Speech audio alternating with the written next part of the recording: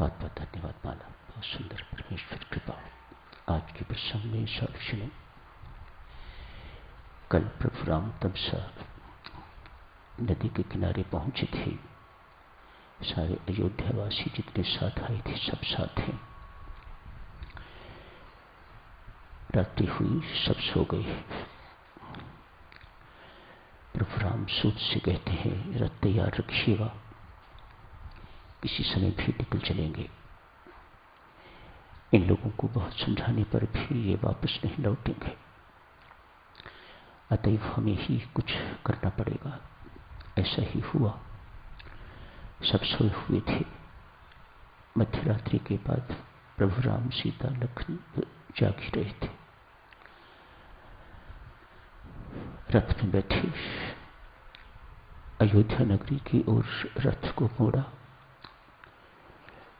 थोड़ी दूर अयोध्या नगरी की तरफ गए, उसके बाद तमसा नदी पार की तो जंगल में प्रवेश करते हैं। गोराज से मिलन हुआ है। परम मित्र है, श्रृंगपुर का राजा है, नीच जाति का है। लेकिन प्रभु कहाँ जाति पाति देखते हैं, तो हृदय देखते हैं। गो के हृदय में परम स्नेह है, इनके प्रति बड़ी श्रद्धा है। अतः प्रार्थना करते हैं प्रभु, जैसे अयोध्या नगरी आपकी, वैसे ही इसे भी समझिएगा, यही रहिएगा। गुह का दिया हुआ ना कुछ खाते हैं, तृणशैया पर रात्रि व्यतीत करते हैं। एक प्रभु राम सो जाते हैं, अलग से मां सीता सो जाती है। लक्ष्मण और गोराज रात्रि भर जागते हुए आपस में चर्चा करते हैं। लक्ष्मण सारी कथा सुनाते हैं, किस प्रकार हमारा वन में आना हुआ है, क्यों आना हुआ है। गोराज के मन में अनेक सारी बातें उठी, मित्रता के कारण, स्नेह के कारण। लक्ष्मण जी एक एक बात का निवारण करते हैं। गोराज के जिन प्रश्नों का उत्तर लक्ष्मण जी देते हैं, साधुजन उसे लक्ष्मण गीता कहा जाता है। मानो लक्ष्मण जी द्वारा गाई हुई गीता गीत जो गोराज को वे समझाते हैं। बड़ी मार्मिक बातें हैं साधुजनों। कभी चर्चा का अवसर मिलेगा तो करेंगे। वहां से निकल के उन्हें कहा है गंगा नदी पार कराने के लिए महर्षि वाल्मीकि रामायण में साक्षात गुह का केवट का प्रसंग नहीं है। केवट का प्रसंग, रोचक प्रसंग रामचरितमानस में ही है। यहां पर गुहराज नौकाएं मंगवाते हैं और प्रभु राम पार जाते हैं। सुमंत को भी वापस भेजते हैं, गुहराज को भी वापस भेजते हैं। बेचारे अनमने, मन से नहीं, बेबने वापस लौटते हैं। प्रभु राम प्रयाग पहुंचते हैं। महर्षि भरद्वाज के आश्रम में भोजन इत्यादि जो भी कुछ, जैसा भी कुछ करना था वह किया। उनसे पूछते हैं मुझे रहने के लिए कोई स्थान बताइए, निर्जन स्थान,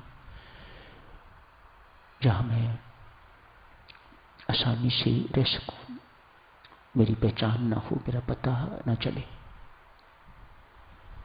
महर्षि भरद्वाज भी कहते हैं प्रभु यहीं क्यों नहीं रह जाते, सब कुछ है यहां पर। दोनों जगहों पर प्रभु राम यही कहते हैं अयोध्या के पास है, यहां रहना ठीक नहीं रहेगा, डिस्टर्बेंस प्राय बनी रहेगी और मुझे एकांत में रहना है, जैसे एक साधक की भावना होनी चाहिए। यदि साधक चलो हम घर पर छोड़ के एकांत में नहीं जा सकते तो घर में ही एकांत ढूंढना चाहिए। पर बिना एकांत के आप सोचो कि साधना सफल हो जाएगी, शास्त्र सहमत नहीं है। सब में रहते हुए भी एकांत का किस प्रकार से अनुभव किया जाता है, ये साधना सिखाती है। घर में रह के भी आपको किस प्रकार से एकांत में रहना है, ये साधना सिखाएगी, परमेश्वर कृपा सिखाती है। आपके अंदर तड़प इतनी स्ट्रांग होनी चाहिए, व्यवस्था परमात्मा करता है। साधना में साधक परमेश्वर की असीम अथाह अपार सहायता मिलती है।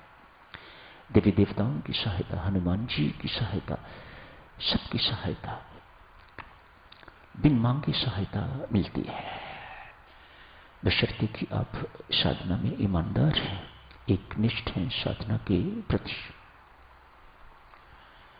प्रभु राम एक साधक बन के निकले हैं तो तीनों ही साधक साधना के लिए निकले हुए हैं, इसी दृष्टि से देख रहे हैं। संसारी ऐसी बातों को संघर्ष की दृष्टि से देखता है, साधक साधना की दृष्टि से देखता है। जहां संघर्ष होता है साधक में, किसी आश्रम में किसी संत से कहा कि महाराज, हर जगह जहां भी हम कार्यरत होते हैं, लोग कार्यरत हैं, एक दिन की छुट्टी उन्हें मिलती है, हमारे लिए कोई छुट्टी नहीं। कितनी सुंदर मांग है साधक, और उससे कहीं अधिक सुंदर उत्तर है संत का। मांग है उनकी सभी कार्यालयों में, दुकानदार तक भी संडे क्लोज्ड, छुट्टी होती है, दफ्तरों में छुट्टी होती है, फैक्ट्रीज में छुट्टी होती है। एक आश्रम भी एक ऐसा है जहां छुट्टी नहीं होती। संत महात्मा कहते हैं, भाई जहां छुट्टी होती है सप्ताह में एक बार, वो तो सब मजदूर हैं।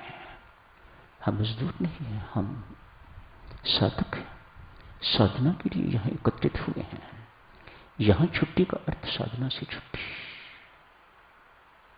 और साधना में कोई छुट्टी नहीं है साधक।